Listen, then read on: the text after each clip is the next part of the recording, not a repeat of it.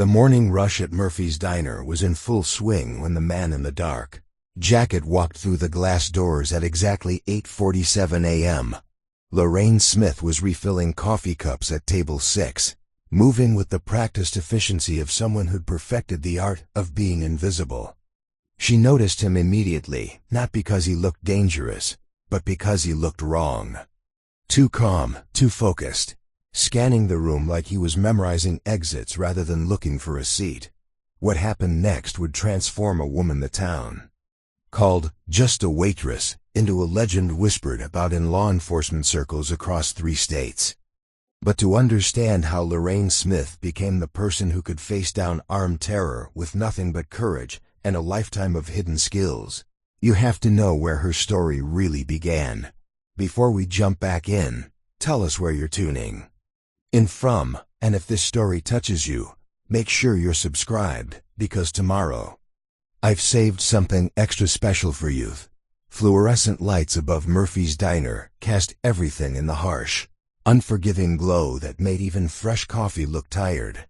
Lorraine Smith moved between the vinyl booths with the fluid grace of someone who'd learned to navigate tight spaces without bumping elbows or spilling drinks. At 42, she'd been working the morning shift for 7 years, and most customers couldn't pick her out of a lineup if their breakfast depended on it. She wore the same uniform every day, navy blue dress with Murphy's, embroidered in fading yellow thread above the left breast pocket, white apron tied at the waist, comfortable shoes that had seen better decades. Her auburn hair was always pulled back in a practical ponytail, no makeup except for a hint of lip balm and reading glasses that hung from a chain around her neck. Everything about her appearance screamed ordinary, forgettable, safe. The regulars knew her as reliable. Coffee hot, orders accurate, smile polite but distant. She remembered how everyone liked their eggs and never had to write down even the most complicated breakfast combinations. But beyond professional competence, Lorraine Smith might as well have been part of the furniture. Murphy's Diner sat on the corner of Main Street and Highway 9 in Millbrook, Pennsylvania, a town small enough that everyone knew everyone else's business, or thought they did. The building itself was a testament to stubborn survival: red brick exterior, checkered floor tiles worn smooth by 60 years of work boots and Sunday shoes, and a neon sign that flickered just enough to be charming rather than broken. The diner served as the unofficial town hall where local politics were debated over scrambled eggs, where high school gossip mixed with coffee steam, and where the same 12 booths had hosted 3 generations of the same families. Farmers grabbed quick breakfasts before dawn, construction workers argued about sports over lunch, and elderly couples shared afternoon pie in comfortable silence. Lorraine fit into this ecosystem like a ghost present, functional, essentially invisible. She knew that Harold Peterson took his coffee black with exactly 2 sugars, that Mrs. Chun always ordered wheat toast but would accept white if they were out, and that the teenagers from the high school would try to leave without paying if she didn't watch them carefully. But none of them knew anything real about her. They didn't know that she lived alone in a 2-bedroom apartment above Chun's hardware store, where the 2nd bedroom remained empty except for a trunk she never opened. They didn't know that she woke up every morning at 4:30 a.m., not because her shift started early, but because she couldn't sleep past that time without nightmares. They didn't know that the small scar above her left eyebrow came from shrapnel, or that the way she constantly scanned the room wasn't nervousness, but tactical awareness burned into her bones. What they saw was a woman who'd never married, never had children, and never seemed to want anything more than steady work and a quiet life.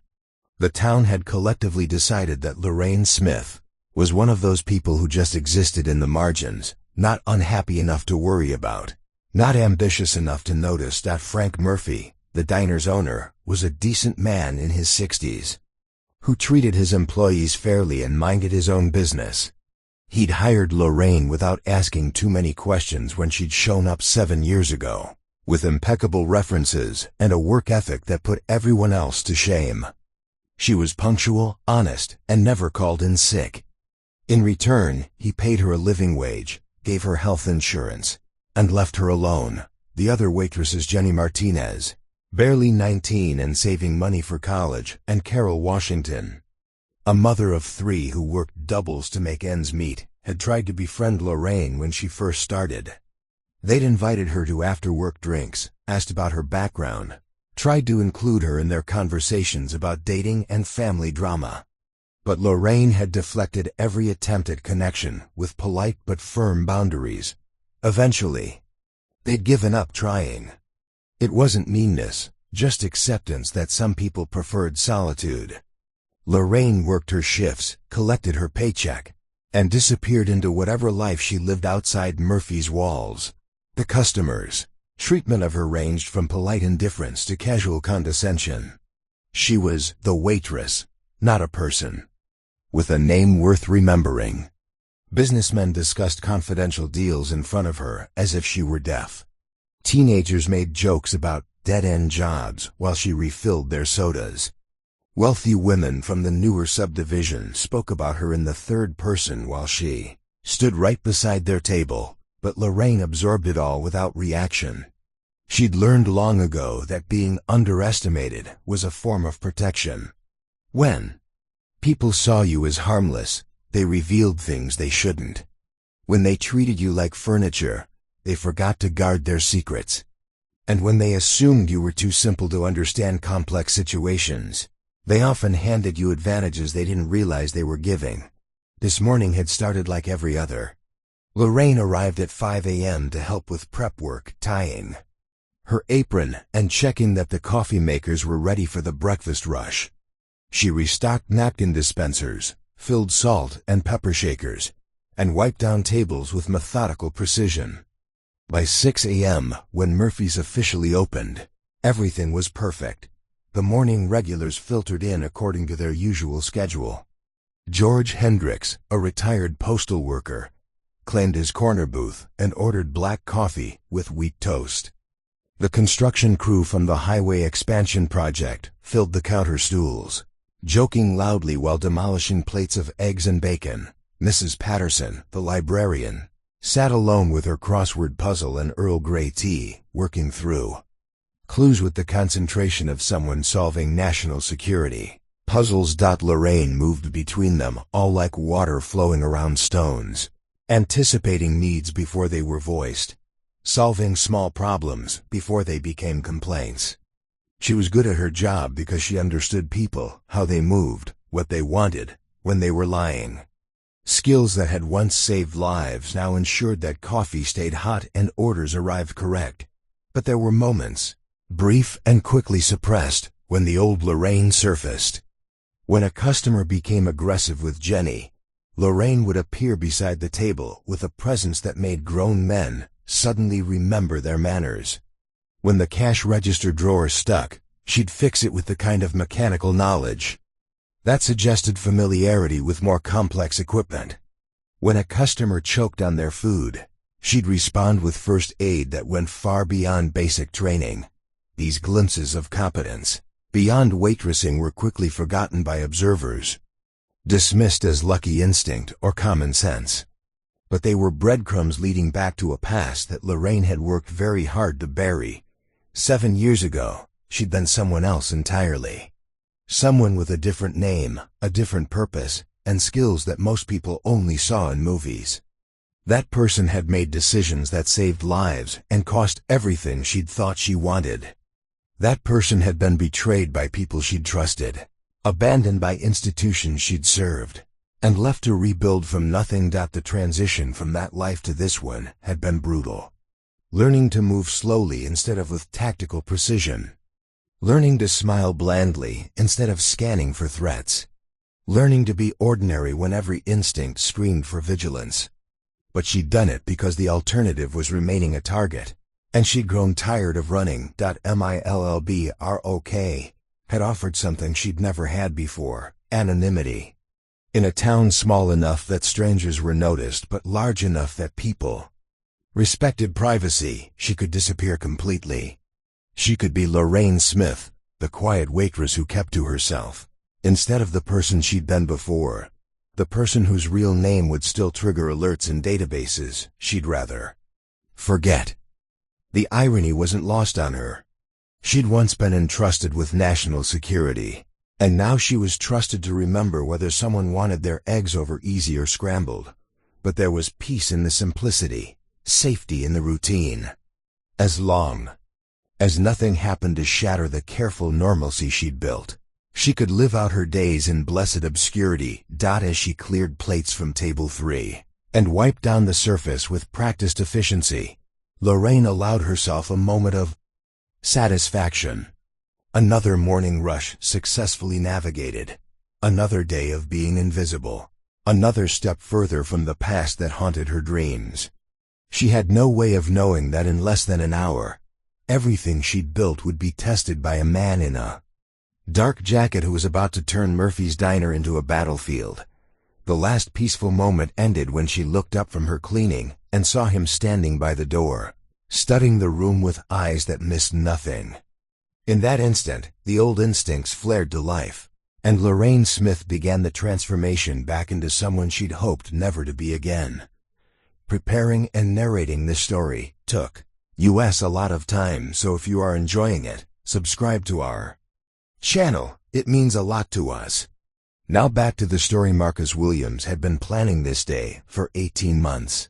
But standing in the doorway of Murphy's Diner, he felt the familiar rush of adrenaline that came with crossing the point of no return.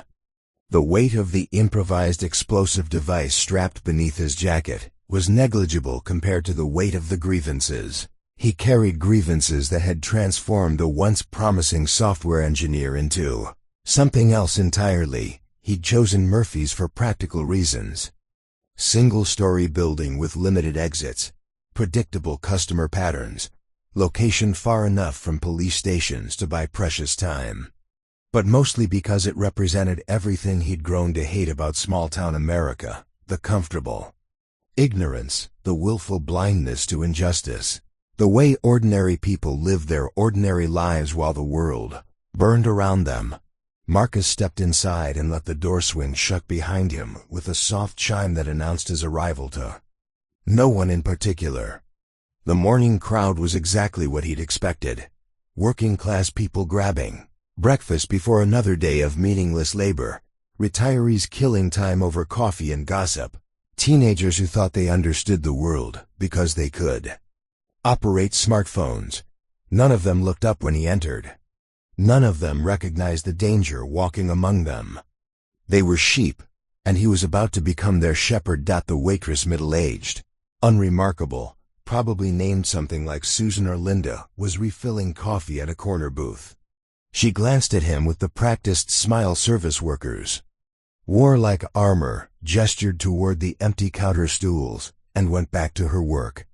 Another invisible person in an invisible job, too busy with her invisible life to notice that everything was about to change. Marcus chose a booth near the center of the dining room where he could see all the exits and most of the customers. He ordered black coffee and wheat toast from the younger waitress, a teenager whose name tag read Jenny. She was nervous around him in the way young women got around older men they couldn't quite read. But she took his order and retreated without asking questions. While he waited, Marcus studied the room with the methodical attention of someone conducting reconnaissance. 12 customers, not counting staff. 2 elderly men at the counter arguing about baseball, no threat. A construction crew finishing breakfast before their shift, potentially problematic if they decided to play hero. A woman alone with a crossword puzzle, irrelevant. A young couple sharing pancakes, distractions for each other. 3 businessmen discussing some local development project, exactly the type of small-minded capitalists he'd grown to despise. The layout was perfect for his purposes. The kitchen had a back exit, but it was through a narrow hallway that could be easily monitored. The front door was the primary escape route, and he'd positioned himself to control access. The windows were large enough to see outside, but too high off the ground to serve as practical exits. When the time came, everyone would be exactly where he wanted them. Marcus had never intended to become a terrorist. 3 years ago he'd been a senior developer at TechFlow Solutions, making six figures and believing that innovation could solve the world's problems. He'd been naive enough to think that hard work and talent would be rewarded, that integrity mattered more than politics, and that the American dream was something more than a marketing slogan for the privileged few. The disillusionment had begun. Slowly, projects canceled for political reasons. Promotions going to less qualified candidates with better connections. Whistleblower complaints about security vulnerabilities being buried to protect quarterly earnings. But the breaking point had come when his own sister, deployed overseas as a medic, had been killed by equipment failures that his company had been contracted to prevent. Rachel Williams had been 26, brilliant, and committed to saving lives in places where death came too easily. She died because TechFlow had cut corners on communication systems, delivered substandard equipment, and covered up field reports about malfunctions. When Marcus tried to expose the truth, he'd been fired, blacklisted, and threatened with lawsuits. That would have destroyed him financially. The cover-up had been masterful. Official reports blamed operator error. Families received settlements in exchange for silence. Marcus had been painted as a disgruntled employee making baseless accusations to damage his former employer's reputation. The truth had been buried beneath layers of bureaucracy and legal maneuvering that made justice impossible to achieve through conventional means. That's when Marcus had begun to understand that the system wasn't broken. It was working exactly as designed. The powerful protected each other while the powerless suffered in silence. Justice was a luxury available only to those who could afford to purchase it. And sometimes when all legal options had been exhausted, a person had to choose between accepting injustice or making their own justice. He'd spent months researching, planning, learning skills that had nothing to do with software development. Chemistry, electronics, psychology, tactical planning. He'd studied successful attacks and failed attempts, looking for patterns and principles that could be adapted to his own purposes. Not because he wanted to hurt innocent people, but because he'd finally understood that there were no innocent people, only those who actively supported injustice, and those who passively enabled it. The plan was elegant in its simplicity. Take hostages in a location that would guarantee media attention. Present evidence of TechFlow's crimes that had been ignored by journalists, prosecutors, and politicians. Force the world to confront truths that had been conveniently forgotten. Give his sister's death the meaning it deserved by ensuring her story couldn't be buried again. Marcus checked his watch. 9:15 a.m. The breakfast crowd was beginning to thin, but there were still enough people to serve his purposes. He reached into his jacket and felt the detonator, a simple device he'd built himself, connected to enough explosive material to level half the building. Not that he intended to use it. The threat would be sufficient to maintain control while he delivered his message to the world. The older waitress appeared beside his table with the coffee pot, moving with the kind of efficiency that suggested decades of practice. She refilled his cup without being asked, smiled that professional smile, and started to turn away. "Excuse me," Marcus said, his voice carrying just enough authority to make her pause. She turned back with raised eyebrows, probably expecting him to complain about the coffee or ask for extra sugar. Instead, he stood slowly, keeping his movements deliberate and unthreatening. With his left hand, he reached into his jacket and withdrew a small device, not the detonator, but a smartphone connected to a portable speaker. "I need everyone to listen very carefully," he said, his voice pitched to carry across the dining room without sounding like shouting. Conversations began to fade as heads turned in his direction. The waitress, her name tag said Lorraine, remained perfectly still, but something in her posture had changed in a way he couldn't quite identify. "My name is Marcus Williams," he continued, reaching into his jacket with his right hand to reveal the edge of the explosive vest beneath his shirt. "I'm armed with enough explosives to kill everyone in this building. Nobody needs to get hurt today, but that depends entirely on how well you follow instructions. The reaction was immediate and predictable. The teenage waitress dropped her order pad and stumbled backward. The businessmen half rose from their seats before thinking better of it. The elderly woman with the crossword puzzle made a small whimpering sound. The construction workers exchanged glances, probably calculating whether they could rush him before he could trigger the device. But the older waitress Lorraine didn't react at all. She stood exactly as she had before, coffee pot in hand. Expression unchanged. Either she was in shock, or she was something more than she appeared to be. "Cell phones on the table," Marcus commanded, pulling out his own phone and setting it beside his coffee cup. Slowly, no sudden movements. "I'm not interested in hurting anyone, but I will if you force me to." One by one, the customers complied. Smartphones clattered onto Formica surfaces like digital surrender flags. Marcus noted who hesitated, who complied too quickly, who might cause problems later. The construction crew would need watching. The businessmen were already calculating how to turn the situation to their advantage. The elderly customers were trying to make themselves invisible. "Jenny," he said to the younger waitress, who was still frozen near the kitchen door, "lock the front entrance and flip the sign to closed. Then come back here where I can see you." She nodded frantically and hurried to comply, her hands shaking as she turned the deadbolt and flipped the sign. When she returned, Marcus gestured for her to sit at an empty booth where she'd be visible but out of the way. "Now," Marcus said, raising his voice to address the entire room, "here's what's going to happen. I'm going to tell you all a story about justice, accountability, and what happens when good people stay silent while evil prospers. Some of you are going to listen. Some of you are going to learn something important about the world you live in. And all of you are going to help me make sure this story gets told to people who matter." He activated his phone and connected it to the portable speaker, then opened the first of dozens of files he'd prepared for this moment. Photos, documents, audio recordings, video testimonies, evidence that painted a devastating picture of corporate corruption and government complicity. 3 years ago, my sister Rachel Williams died because TechFlow Solutions prioritized profits over lives. He began, his voice steady despite the magnitude of what he was attempting. "Today you're going to learn exactly how she died, who was responsible, and why no one has been held accountable." The first image appeared on his phone screen. Rachel in her Army medic uniform, smiling beside an ambulance in some unnamed desert location. Young, proud, committed to something larger than herself. The sight of her face still brought a physical ache to Marcus's chest, but he pushed through it.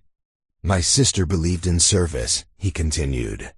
"She believed that her work mattered, that the equipment she relied on would function when lives depended on it, and that the people sending her into harm's way cared enough to give her the tools she needed to come home alive."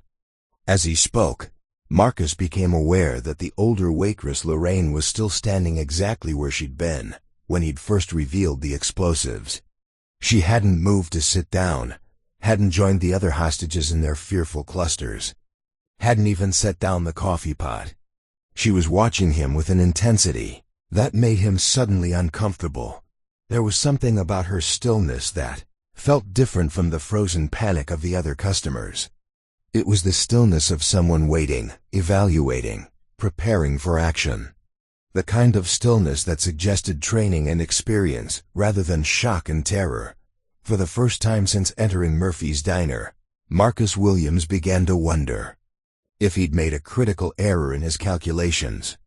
But it was too late to back down now. The story had to be told, justice had to be served, and the world had to understand what happened when ordinary people finally said enough.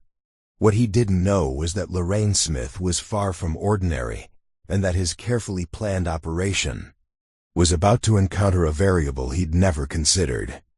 The invisible waitress was about to become very visible indeed. Lorraine's training kicked in the moment Marcus Williams revealed the explosive vest, but she forced herself to remain motionless while her mind raced through tactical assessments. Distance to target, 12 feet. Blast radius. Potentially fatal for everyone in the dining room. Number of hostages. 14, including herself and Jenny. Potential weapons. Kitchen knives. Hot coffee. Improvised options. Escape routes. Front door locked. Kitchen exit unknown status. Windows too high and likely to cause casualties if broken. Most importantly, perpetrator's psychological profile was still developing, which meant she had a narrow window to gather intelligence before making any moves. The irony of the situation wasn't lost on her. For 7 years, she'd worked to become invisible, to bury the skills that had once defined her entire existence. Now those same skills were the only thing standing between innocent people and disaster. The past she'd tried so hard to escape was about to save lives. She'd grown to care about more than she'd realized. Marcus continued his presentation, displaying photos and documents on his phone while narrating his sister's story with the fervor of someone who'd rehearsed every word. Lorraine absorbed the details while maintaining her facade of shocked paralysis. His grief was genuine, his anger justified, but his methods were about to get people killed, including himself. She'd seen this type before during her years in counterterrorism. Idealistic individuals pushed beyond their breaking point, convinced that spectacular violence was the only way to force change. They weren't evil, which made them more dangerous than purely malicious actors. Evil could be predicted and countered. Righteousness was unpredictable, capable of both mercy and ruthless calculation depending on circumstances. Jenny was crying silently at her assigned booth, tears streaming down her face as she tried to process what was happening. The girl was 19, working to save money for college.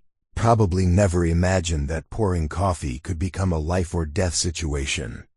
Lorraine caught her eye and gave the slightest shake of her head, a message to stay calm. Stay still, don't do anything that might escalate the situation. The construction crew was clustered at the counter. 3 men in their 30s who clearly thought they could overpower one person with enough coordination. Their leader, a thick-set man named Rodriguez, kept glancing between Marcus and the front door, measuring distances and angles.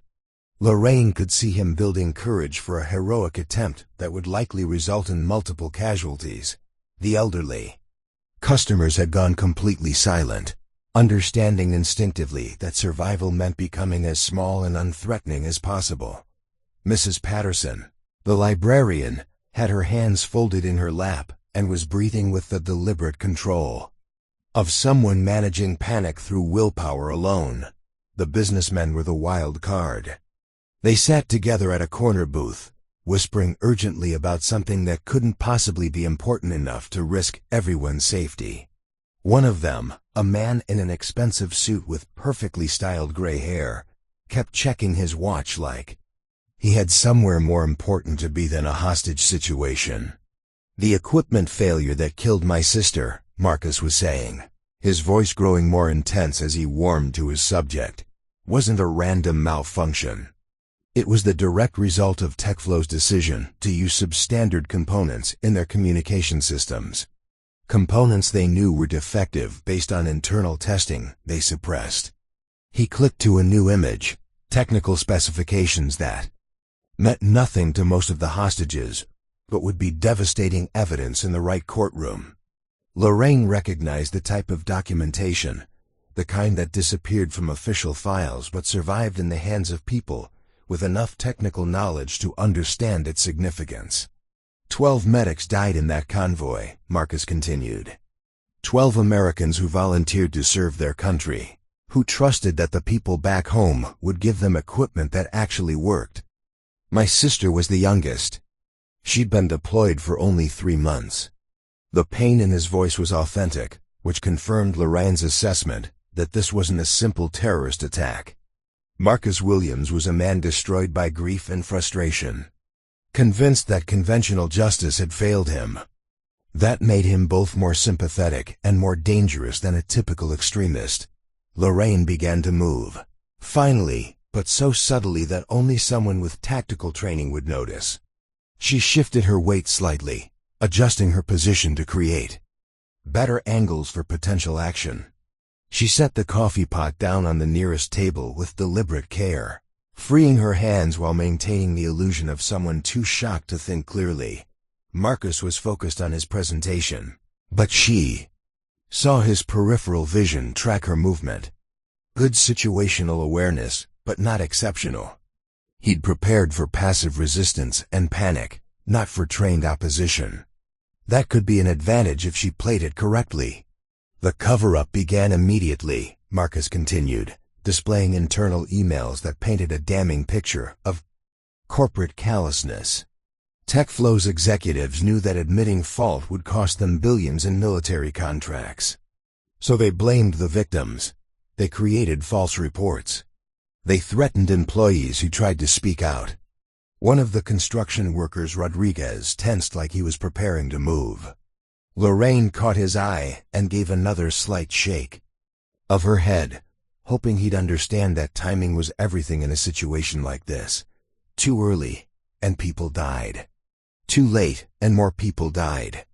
There was a narrow window where action could save lives instead of ending them. Marcus seemed to sense the shift in room dynamics. His presentation faltered for a moment as he scanned the hostages more carefully, noting the way some of them had stopped looking terrified and started looking alert.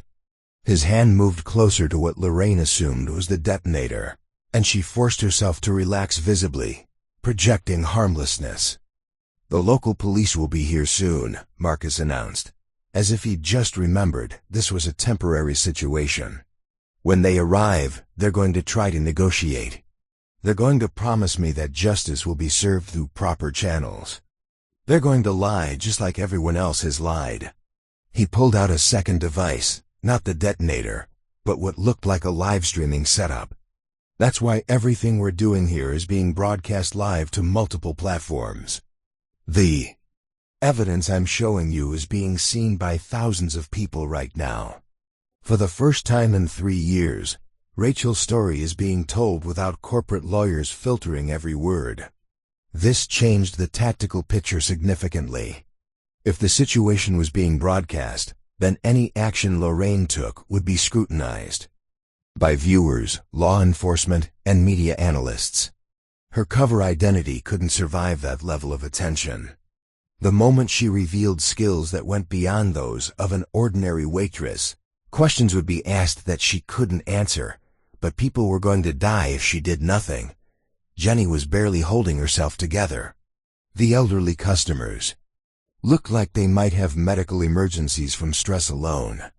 And Marcus was showing signs of increasing agitation as his presentation progressed, the kind of escalation that often ended with trigger fingers getting too eager. Lorraine made her decision with the cold calculation that had once made her one of the most effective operatives in her field.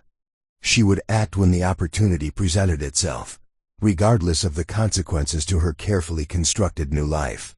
Some things were more important than maintaining cover. Marcus was clicking through more documents when his phone buzzed with an incoming call. The caller ID showed Millbrook Police Department, which meant law enforcement had identified the situation and were attempting contact. Standard procedure, but it also meant the clock was ticking faster now.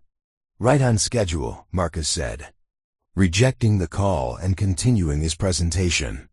"They'll try again in a few minutes. Then they'll start making promises they can't keep about fair trials and honest investigations. But we're not falling for it this time." The "we" was interesting. It suggested Marcus saw the hostages as allies rather than enemies, which could be leveraged if Lorraine played the situation correctly. But it also suggested a level of delusion that made him even more unpredictable. Outside, she could hear the distant sound of sirens approaching. Multiple vehicles, which meant the police were taking the situation seriously. That was good and bad. Good because it meant professional negotiators would soon be involved. Bad because it increased the pressure on Marcus to act before he lost control of the narrative. Lorraine had perhaps 10 minutes before the situation became exponentially more complex. 10 minutes to find a way to neutralize Marcus without triggering the explosives. protect the hostages, and somehow maintain enough of her cover to survive the aftermath. She'd faced worse odds before, but never while pretending to be someone else. The challenge wasn't just tactical anymore, it was about becoming Lorraine Smith, the hero, without revealing that she'd never really been Lorraine Smith, the waitress. As Marcus answered his phone on the second attempt from the police, beginning the negotiation process that would determine whether everyone in Murphy's Diner lived or died, Lorraine started planning the most important performance of her life. Detective Captain Sarah Chun had been with the Millbrook Police Department for 15 years, but she'd never faced a hostage situation involving explosives in the heart of their quiet downtown district. Through her binoculars, positioned behind the command vehicle across from Murphy's Diner, she could see figures moving inside the large front windows, civilians clustered in booths, someone standing near the center of the room, gesturing emphatically. Tactical assessment? She asked Sergeant Mike Torres, who was coordinating with the state police bomb squad racing toward their location. Single perpetrator, multiple hostages, unknown explosive capacity, Torres replied, consulting his tablet. Building is older construction, brick and wood frame. If he's got enough firepower, he could bring down a significant portion of the structure. Chun nodded grimly. The downtown area had been evacuated for 3 blocks in every direction, but Murphy's Diner sat at the intersection of Main Street and Highway 9, the economic heart of Millbrook. Local businesses were already losing money with each passing minute, and the longer this dragged on, the more complicated it would become. Her phone buzzed. Commissioner Bradley wanting updates. The mayor demanding answers. State police offering assistance. Federal agencies asking if they needed to take over. All the usual bureaucratic pressure that made crisis management exponentially more difficult than it needed to be. Inside the diner, Marcus Williams answered his phone on the 3rd ring, just as Chun had expected. Perpetrators always answered. Eventually, they wanted to talk, wanted to be heard, wanted someone to acknowledge their grievances. The trick was keeping them talking long enough to either resolve the situation peacefully or create an opening for tactical intervention. "This is Detective Captain Chun with Millbrook Police," she said, keeping her voice calm and professional. "I understand you have some concerns you'd like to discuss." "Concerns?" Marcus's voice carried a bitter laugh. "I have evidence of corporate murder and government cover-ups. I have proof that American soldiers died because of decisions made in boardrooms by people who valued profits over lives. But nobody wanted to listen until I strapped explosives to my chest." Chun had reviewed the preliminary background check while en route to the scene. Marcus Williams, 34, former software engineer, no criminal record. Sister killed in military deployment 3 years ago. Classic profile of someone driven to extremism by personal tragedy and systemic failure. "I'm listening now," Chun said. "Why don't you tell me what happened to your sister?" Inside the diner, Lorraine watched Marcus pace as he spoke into his phone, his agitation growing with each sentence. She'd positioned herself near the kitchen door, ostensibly seeking comfort near an exit, but actually calculating angles and timing for potential action. The live stream was still active on his secondary device, broadcasting their conversation to an unknown number of viewers. Marcus launched into the same narrative he'd been sharing with the hostages, but with more technical detail for someone he assumed might have authority to act on the information. Rachel's deployment, the equipment failures, TechFlow's suppression of evidence, the systematic destruction of anyone who tried to expose the truth. Chun took notes while studying the tactical situation through her binoculars. Standard negotiation. Protocol was to keep the perpetrator talking, establish rapport, look for signs of mental instability or drug influence, gradually introduce the concept of peaceful surrender. But Marcus Williams didn't fit the standard profile. "That's a serious allegation," Chun said when he finished his initial presentation. "Corporate malfeasance resulting in military casualties. Have you taken this evidence to federal authorities?" Federal authorities? Marcus's voice cracked with frustrated laughter. The FBI closed the investigation without interviewing key witnesses. The Justice Department declined to pursue charges. The Pentagon classified the incident reports. Everyone involved got promoted or transferred to cushy private sector jobs. This was the dangerous part of negotiating with ideologically motivated perpetrators. Their grievances were often legitimate, their frustration understandable, their sense of betrayal rooted in real injustice. It made them harder to dismiss as simply mentally ill or criminally motivated. "I believe you've been wronged," Chun said carefully. "But holding innocent people hostage isn't going to bring your sister back, or get you the justice you're seeking." "Innocent?" Marcus gestured toward the hostages, some of whom were close enough to the windows to be visible from outside. "Look around this room, detective. You see a retired postal worker who spent 30 years delivering Social Security checks to people. The government tried to forget. You see construction workers building roads that connect communities. You see a librarian who spent her life making knowledge accessible to children who can't afford private schools." He paused, scanning the room with something approaching affection. "These people aren't my enemies. They're the ones who get hurt when the system fails. They're the ones who pay the price when people like me stay quiet and follow proper channels that lead nowhere." Lorraine felt the shift in Marcus's emotional state from anger to something more complex and dangerous. He was beginning to see himself as a protector rather than a threat, which meant he might justify increasingly extreme actions as necessary for the greater good. "Then let them go," Chun suggested. "You can make your point without putting them at risk."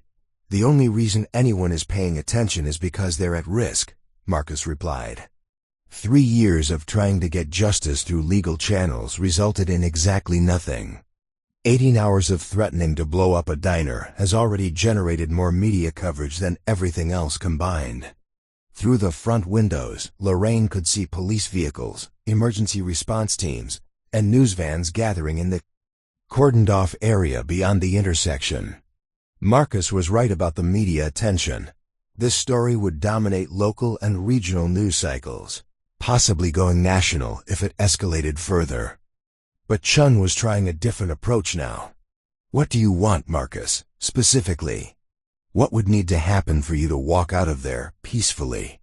"I want a federal prosecutor to review my evidence on live television," Marcus said without hesitation.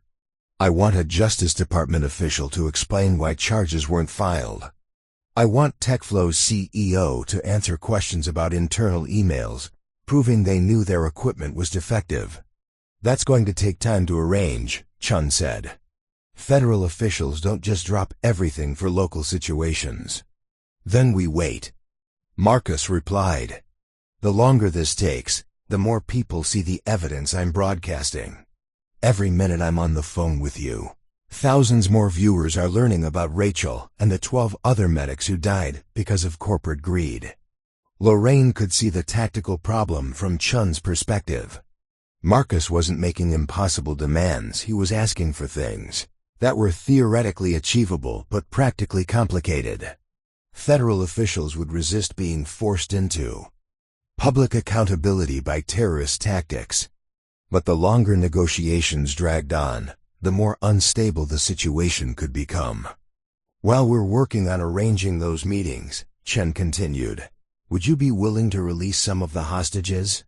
The elderly customers, maybe, as a show of good faith?" Marcus considered this, looking around the room at Mrs. Patterson and the other older customers who were clearly struggling with the stress of the situation. Lorraine held her breath, hoping he would see the humanity in front of him, rather than viewing everyone as props in his larger narrative. "The elderly customers can leave," Marcus decided, "but slowly, hands visible, no sudden movements." Chun felt her first moment of hope since the situation had begun.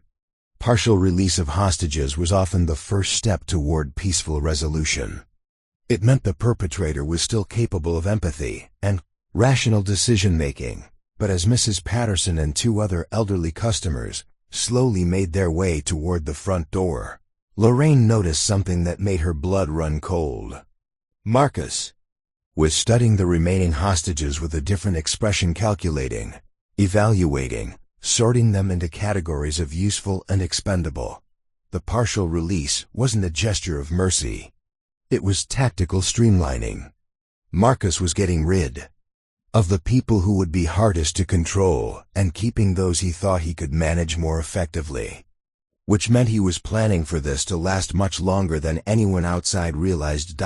As the elderly hostages emerged from the diner into the arms of waiting paramedics, Chun felt the situation shifting in a direction she didn't like. Marcus Williams wasn't going to surrender peacefully.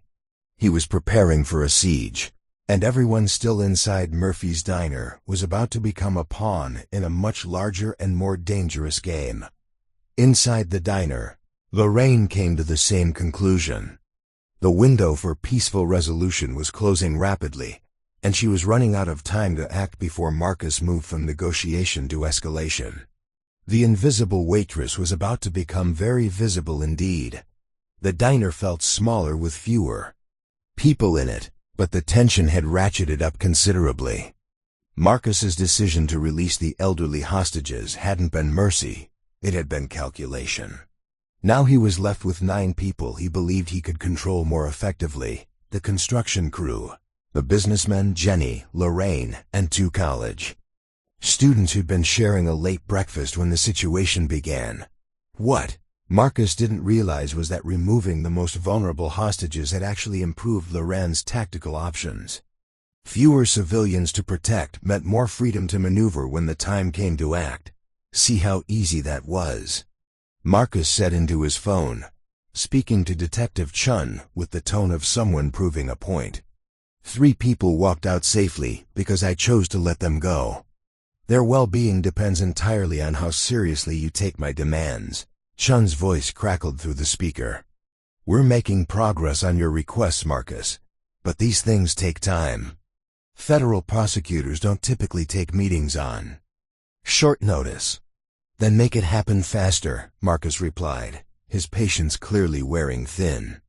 Every hour you delay is another hour that Rachel's story goes untold. Another hour that TechFlow's executives sit in their corner offices counting money that should have gone to better equipment. He ended the call abruptly and turned back to his laptop, where comments were streaming in from viewers of his live stream.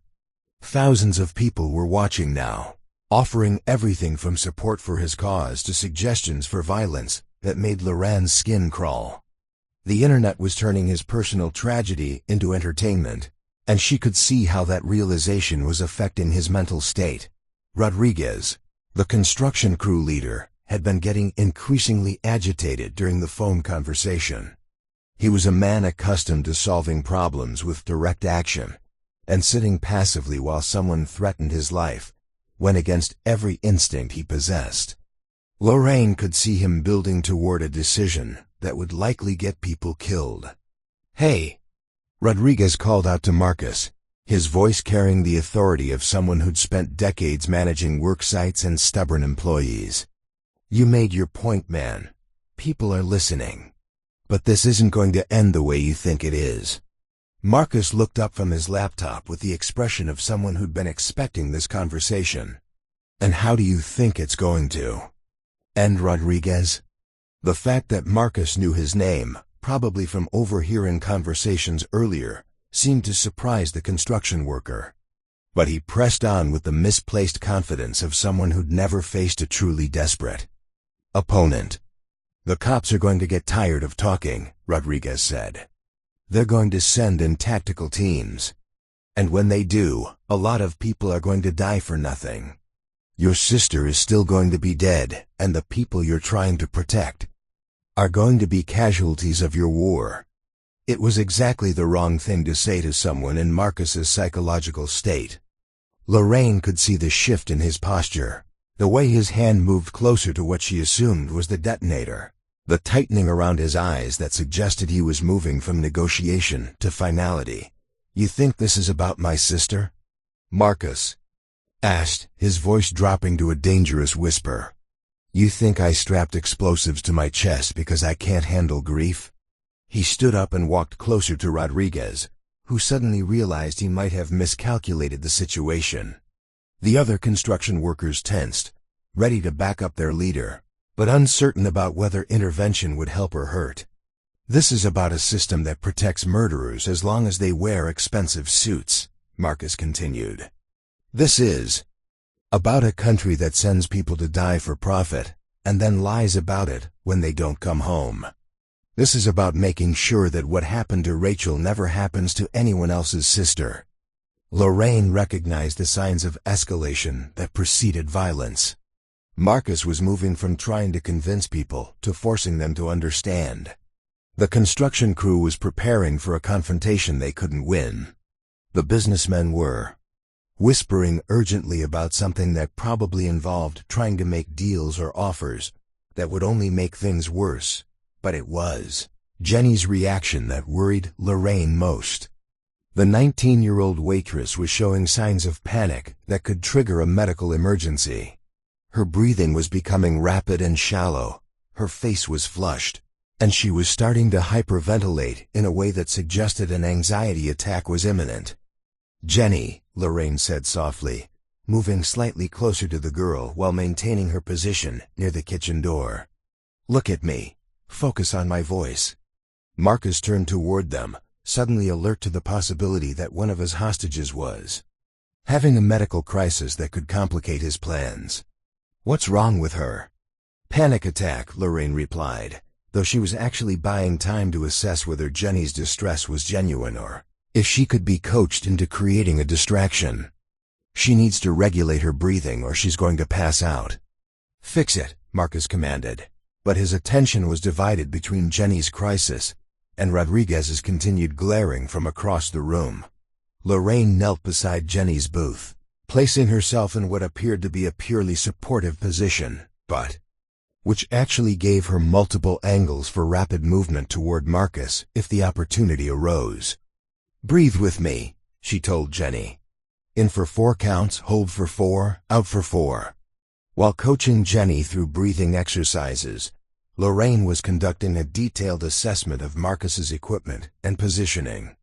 The explosive vest was clearly visible beneath his partially open jacket. Professional construction, though probably improvised rather than military grade.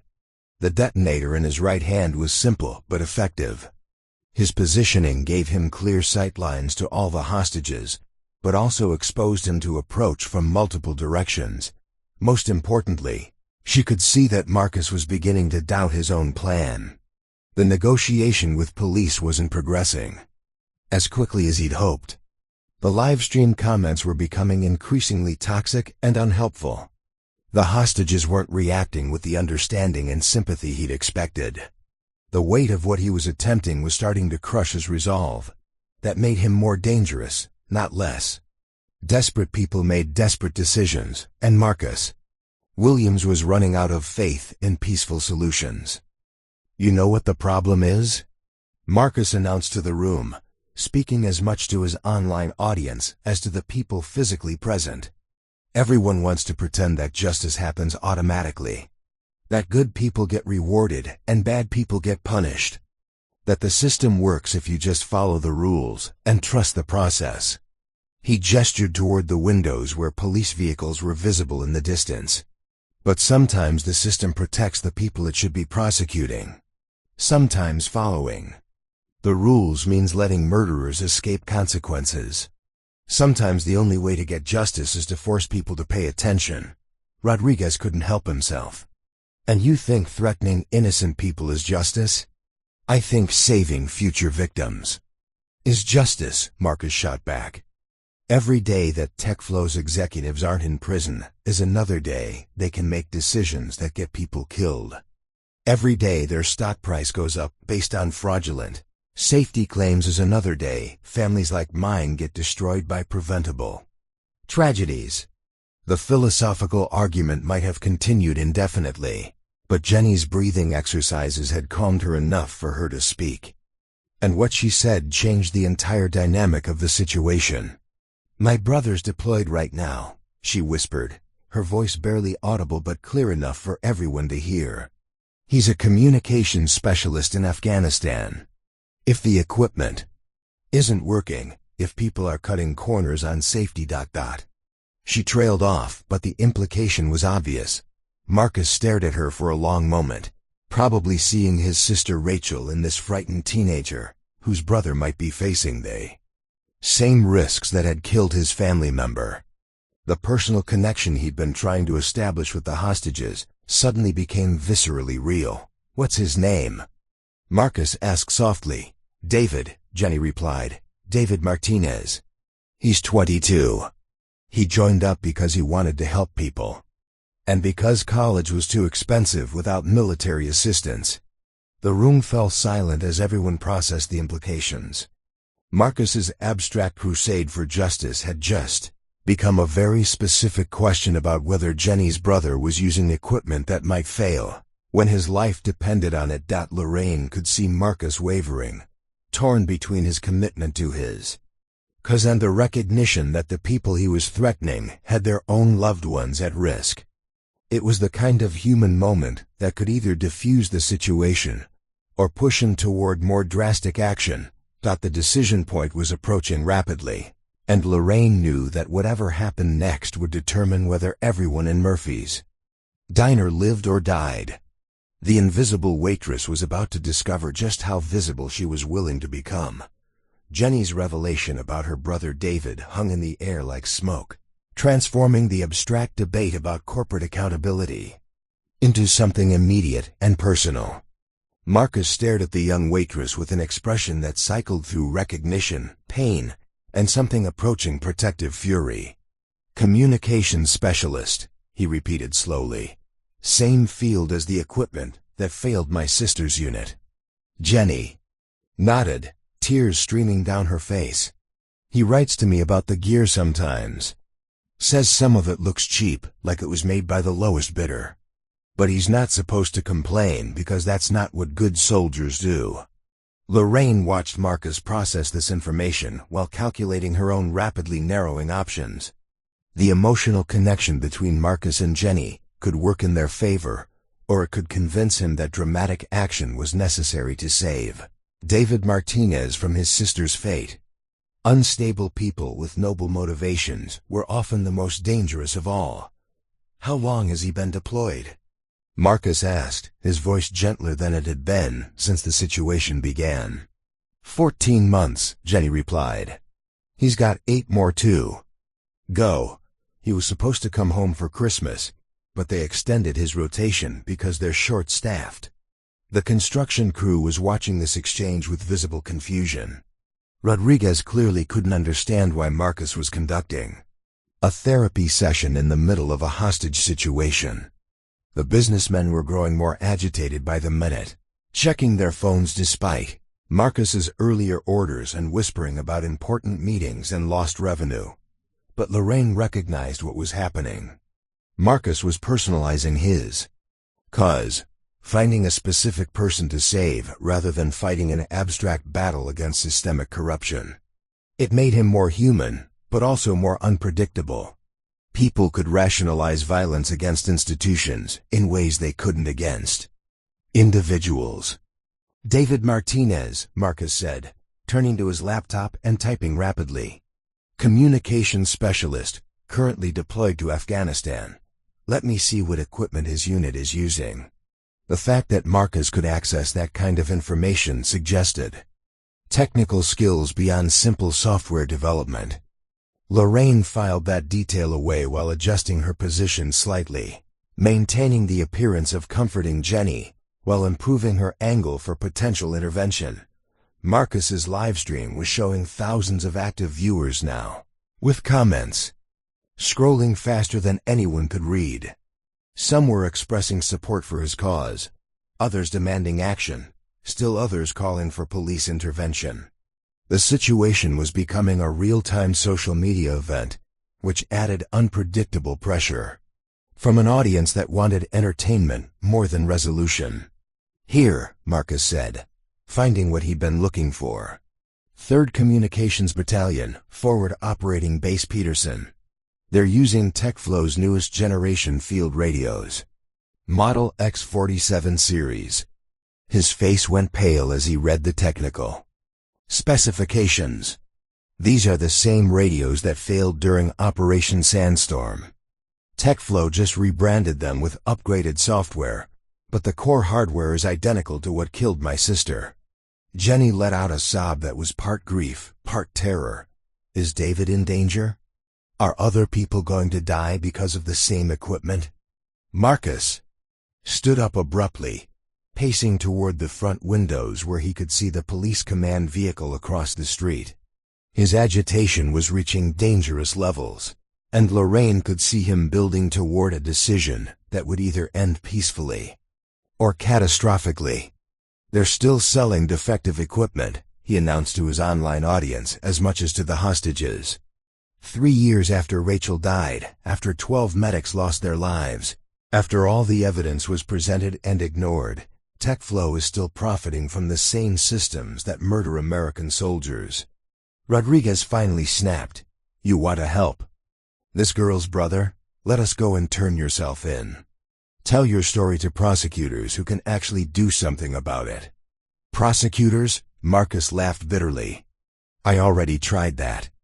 I gave them everything: internal emails, technical reports, testimony from surviving unit members.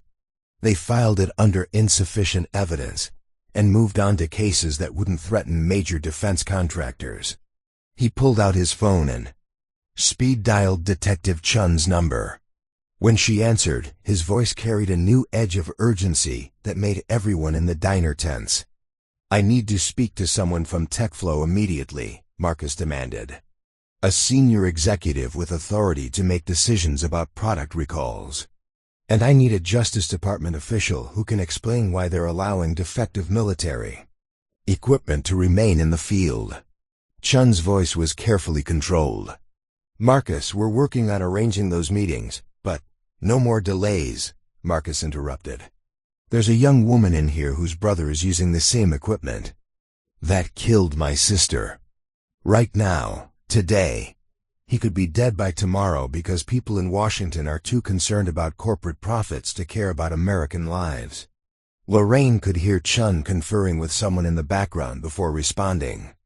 Give me 2 hours to make the necessary contacts. Federal officials don't move quickly, but I can make it clear this is urgent. 1 hour, Marcus countered. And the meeting happens here, on camera, where everyone can see it.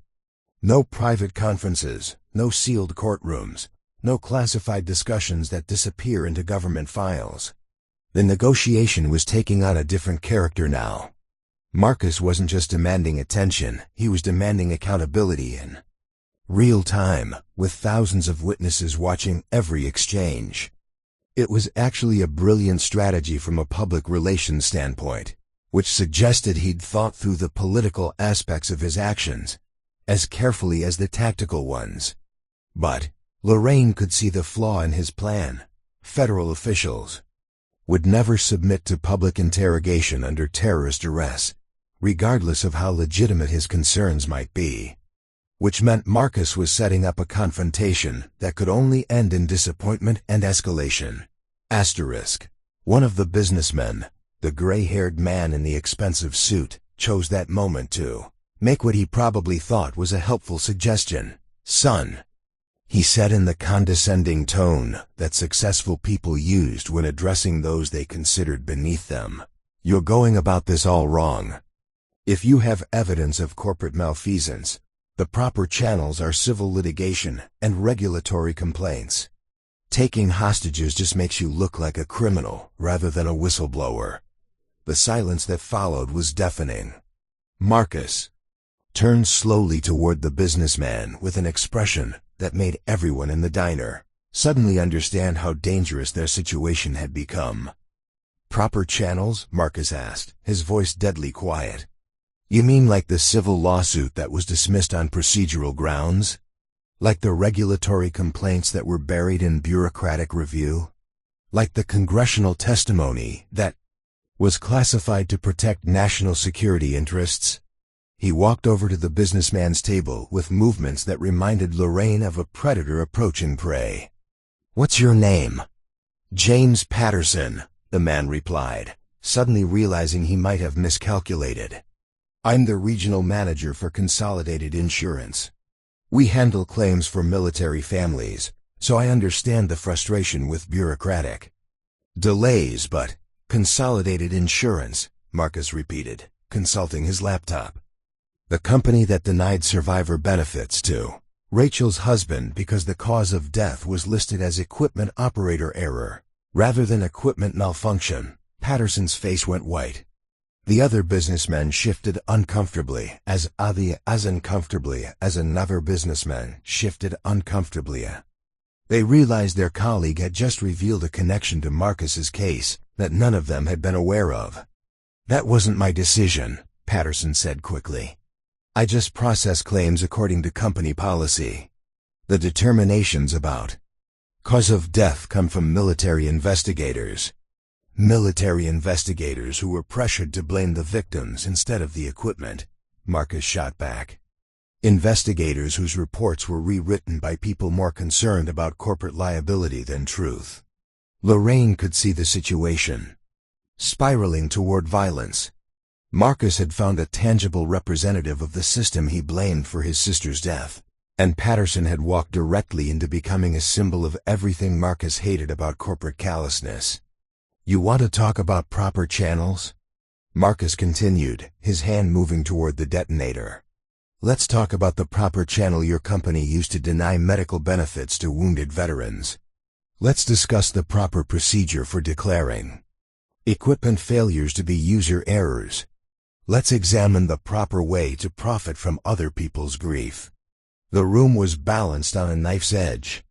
Marcus was seconds away from making a decision that would kill everyone in Murphy's Diner, and Lorraine Smith was running out of time to prevent a tragedy. That it was time for the invisible waitress to become visible in a way that would change everything. Lorraine Smith made her decision in the space between heartbeats. 7 years of careful invisibility were about to end, but 8 innocent lives hung in the balance. As Marcus's finger tightened on the detonator and his rage focused on James Patterson, she moved with the fluid precision of someone who'd spent a lifetime preparing for moments exactly like this. "Marcus," she said, her voice cutting through the tension with an authority that hadn't been there moments before. "You're making a mistake." He spun toward her, startled by the change in her tone. Gone was the nervous waitress who'd been serving coffee and comforting hostages. In her place stood someone whose posture, expression, and bearing radiated competence and control.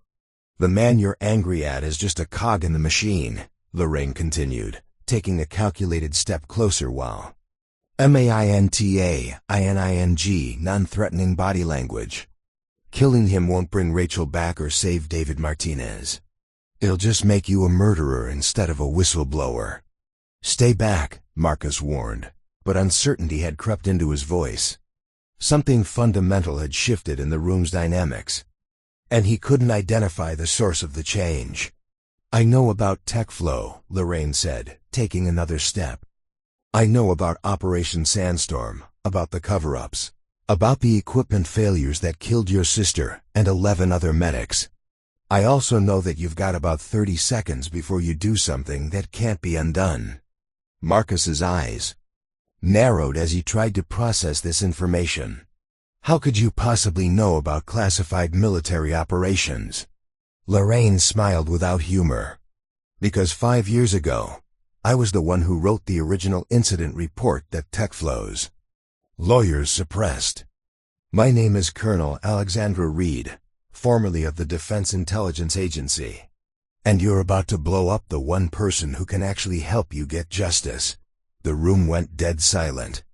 Rodriguez and his construction crew stared at her like she'd grown a second head. Jenny's mouth fell open in shock. Patterson looked between Lorraine and Marcus with the expression of someone watching a movie he couldn't understand. But Marcus was studying her with new intensity, his finger still on the detonator, but his attention completely focused on this impossible revelation. "Prove it." Operation Sandstorm, October 15, 2019. Lorraine began, her voice carrying the precise cadence of someone reciting classified information. 3rd Medical Battalion was providing evacuation support for a joint operation near Kandahar. Your sister Rachel was the lead medic for Bravo Company's forward position. She took another step closer, now within arm's reach of Marcus, but positioning herself to shield the other hostages from the blast if he triggered the device. The convoy was using TechFlow X-44 communication systems that had been flagged for replacement due to frequency drift issues identified in lab testing, she continued. But the replacement order was delayed because TechFlow convinced procurement officials that a software patch would resolve the hardware problems. Marcus's hand trembled slightly. Anyone could have researched that information. The software patch was version 2.3.7, Lorraine said, without hesitation. It was designed by a development team led by someone named Marcus Williams, who raised concerns about inadequate testing protocols in 17 separate emails to his supervisors. Emails that were later used to establish that TechFlow knew about the problems but chose to deploy anyway. The color drained from Marcus's face. Those emails weren't in any public record. They'd been part of internal company communications that had been sealed under corporate privilege claims. You worked for TechFlow, Lorraine continued. You tried to fix the problems from the inside. You sent warnings up the chain of command about frequency stability issues that could cause communication failures in combat situations. And when your concerns were ignored, you started keeping copies of everything. She was close enough now to see the sweat beading on Marcus's forehead, close enough to act if he gave her an opening. But more importantly, she was close enough to establish the human connection that might convince him to stand down. Your sister died because people you trusted ignored warnings you gave them, Lorraine said softly. You've been carrying that guilt for 3 years, thinking that if you'd fought harder or spoke louder, you could have saved her. I could have, Marcus whispered. I should have gone public the moment I identified the frequency drift patterns. I should have leaked the test results instead of hoping corporate leadership would do the right thing. And then TechFlow would have fired you, sued you into bankruptcy, and deployed the defective equipment anyway, Lorraine replied. Your sister would still be dead, but you'd have been branded as a disgruntled employee with an axe to grind. Just like they did when you tried to expose the truth after the fact. Rodriguez was watching this exchange with growing understanding. You're really military? Was, Lorraine corrected. Defense Intelligence Agency, Counterterrorism Division.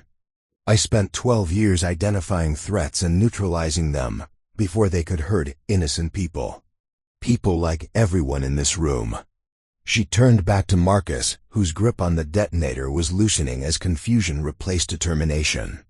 Including people like you, Marcus. You're not a terrorist. You're a whistleblower who got pushed beyond his breaking point by a system designed to protect the guilty. Then you understand why I have to do this, Marcus said desperately. Nobody listened when I followed proper channels. Nobody cared when I presented evidence. The only reason anyone is paying attention now is because I'm threatening to blow up a building. I understand the frustration, Lorraine agreed. But I also understand tactical reality. You trigger that device, and the story becomes about a terrorist attack, not about corporate malfeasance. TechFlow's stock price might drop for a week, but they'll recover. The executives will express sympathy for the victims and donate money to memorial funds. And David Martinez will still be carrying defective equipment because your message got lost in the violence.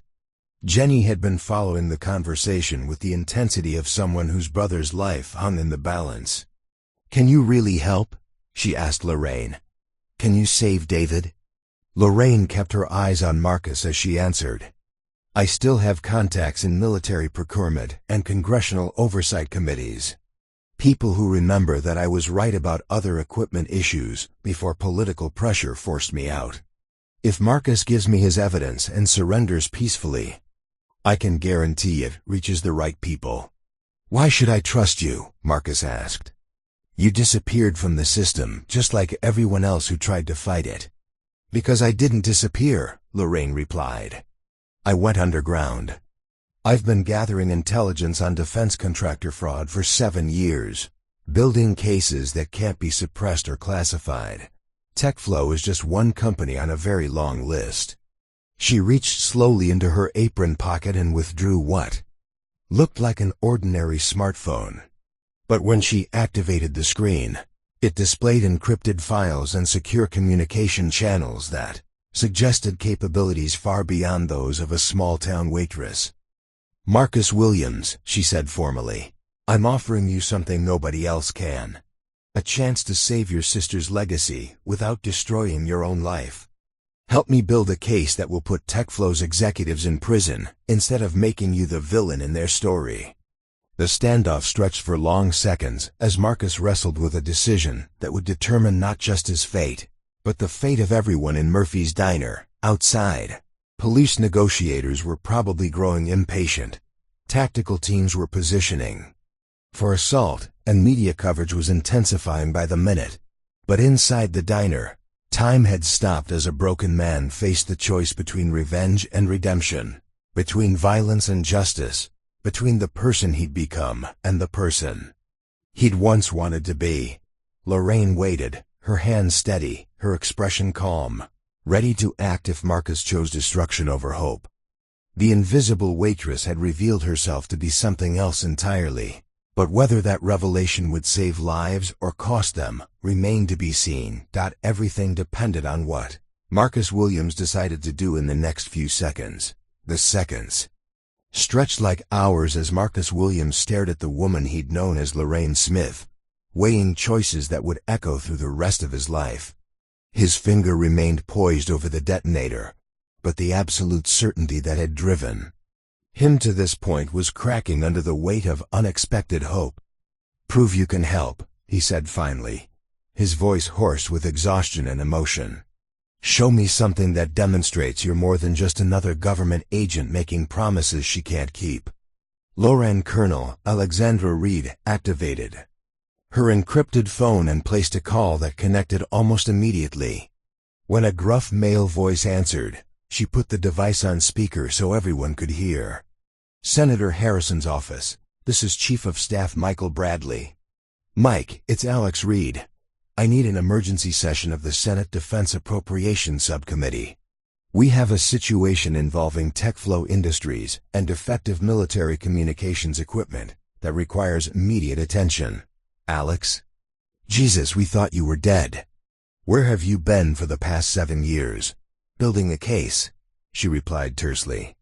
Mike, I'm sending you classified files that prove TechFlow knowingly deployed defective equipment that resulted in multiple military casualties. This needs congressional review within 48 hours, and I need the Justice Department to open a criminal investigation immediately. That's a hell of a request. What's the urgency?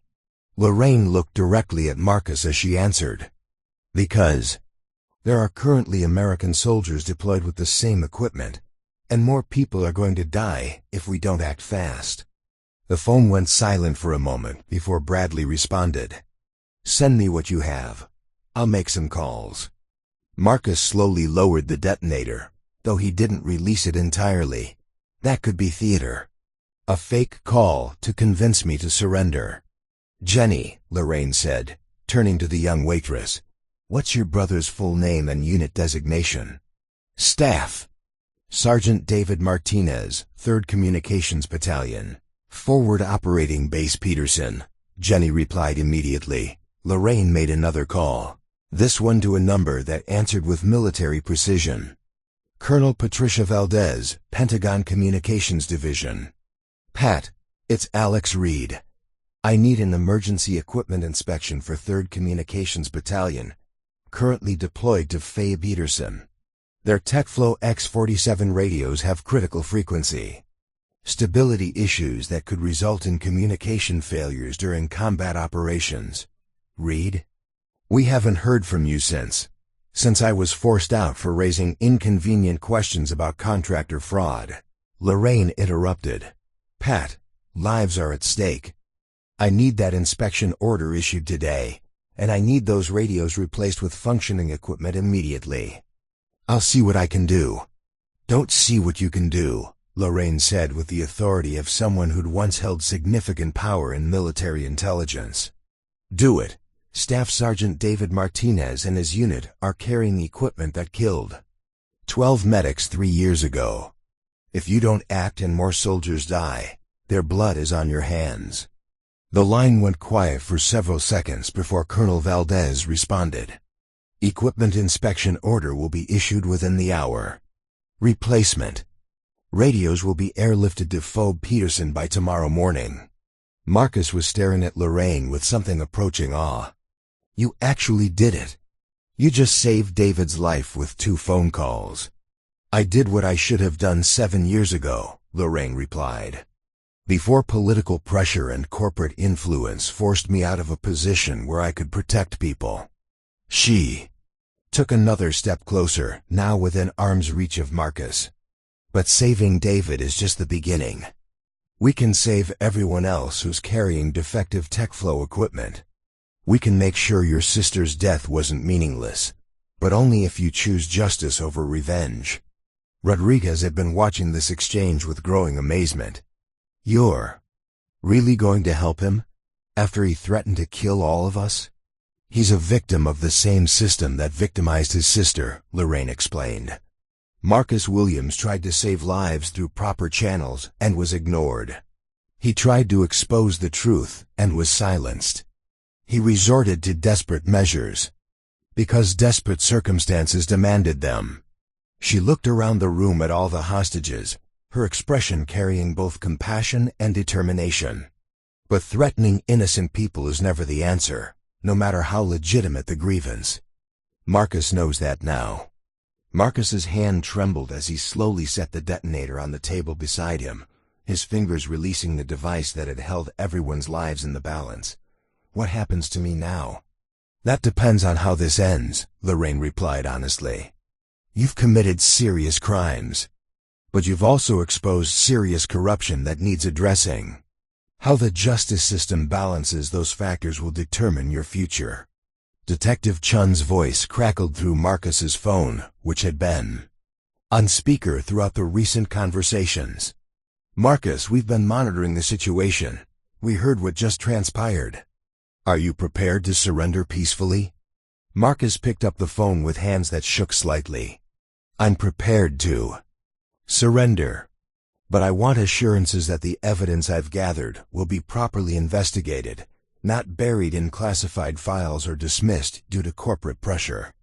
You have my word that everything will be thoroughly reviewed, Chun replied. But I need you to remove the explosive device and exit the building with your hands visible. Lorraine stepped forward and began carefully disconnecting the wires from Marcus's vest with the practiced skill of someone who disarmed more sophisticated devices in more dangerous circumstances. Poorly constructed but effective, she murmured as she worked. You could have killed everyone in the building. That was never the plan, Marcus said quietly. I just needed people to listen. They're listening now, Lorraine assured him, as she removed the last component of the explosive device. The question is whether you're ready to help them understand. With the immediate threat neutralized, the other hostages began to move for the first time in hours. Jenny rushed toward the phone to call her brother's commanding officer. Rodriguez and his crew headed for the door, eager to escape a situation that had tested their nerves beyond endurance. Patterson and the other businessmen gathered their belongings while whispering urgently about legal implications and media damage control. But Lorraine remained beside Marcus as he prepared to face the consequences of his actions. What really happened to you? He asked. Why did you disappear from military intelligence? I asked too many questions about contractors like TechFlow, she replied. I pushed too hard for accountability when people with more power preferred plausible deniability. Eventually, they made it clear that I could either resign quietly or face charges that would destroy my career and reputation. So you became a waitress? Lorraine smiled sadly. I became invisible. Sometimes the best way to fight corruption is from the shadows, gathering evidence that can't be suppressed or classified. I've been building cases against defense contractors for 7 years. TechFlow was next on my list. Marcus stood slowly, his movements careful and deliberate as police officers began entering the diner with weapons drawn but not pointed. Will you help me through this? The legal process, I mean. I don't have anyone else. I'll help, Lorraine promised. But Marcus, you need to understand that justice isn't always swift or satisfying. It's often slow, complicated, and incomplete. The important thing is that it's real. As Marcus was led away in handcuffs, Detective Chun approached Lorraine with an expression that mixed respect with curiosity. Colonel Reed, I presume? Just Lorraine Smith now, she replied. Though I suppose that cover is blown. The FBI will want to debrief you about your intelligence on defense contractor fraud, Chun continued. And the media is going to have questions about how a DIA colonel ended up working as a waitress in Millbrook. Lorraine looked around Murphy's diner, taking in the overturned chairs, scattered napkins, and coffee stains that marked the end of her quiet life. Tell them that sometimes heroes don't wear uniforms. Sometimes they wear aprons and serve coffee, and wait for the moment when they're needed most. Outside, news vans were arriving from regional networks, drawn by the dramatic conclusion to what was already being called the Millbrook incident. Social media was exploding with clips from Marcus's livestream and speculation about the mysterious waitress, who diffused a terrorist situation with nothing but words and courage. But inside the diner, Jenny was crying tears of relief as she received confirmation that her brother's unit was being issued new communication equipment. Patterson was making phone calls to ensure that survivor benefits would be properly reviewed for families affected by equipment failures. And Rodriguez was telling anyone who would listen about the waitress who'd turned out to be so much more than anyone had imagined. 6 months later, TechFlow Industries would face congressional hearings that resulted in criminal charges against 3 executives and civil settlements, totaling $847 million. Marcus Williams would plead guilty to terrorism charges, but receive a reduced sentence in exchange for his cooperation with federal investigations into contractor fraud.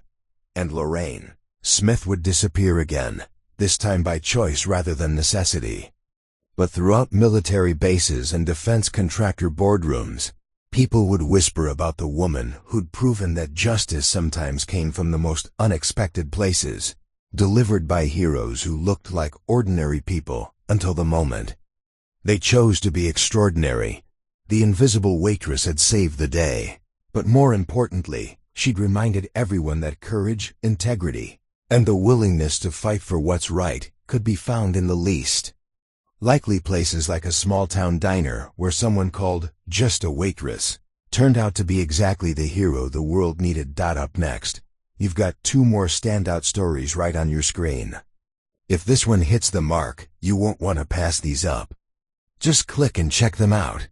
And don't forget to like, subscribe, and turn on the notification bell so you don't miss any upload from us.